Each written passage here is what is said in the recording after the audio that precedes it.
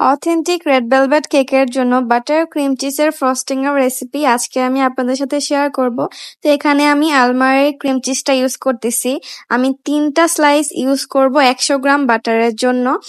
আপনারা চাইলে কম ইউজ করতে পারেন যদি আপনাদের ক্রিম চিজের টেস্টটা একটু কম চান। তো তারপর এটা আমি একটু বিট করে ফ্রিজে রেখে দিব। তারপর এখানে আমি আড়ং-এর 100 গ্রাম বাটার নিয়ে নিয়েছি। এটা আমি ফার্স্টে 2 থেকে 3 মিনিট বিট করে হালকা ফোমি টেক্সচার করার পর এখানে কনডেন্স মিল্ক দিয়ে দিচ্ছি, কারণ এখানে আমি আইসিং সুগার ইউজ করি নাই। ওইটার টেস্ট আমার তেমন ভালো লাগে না।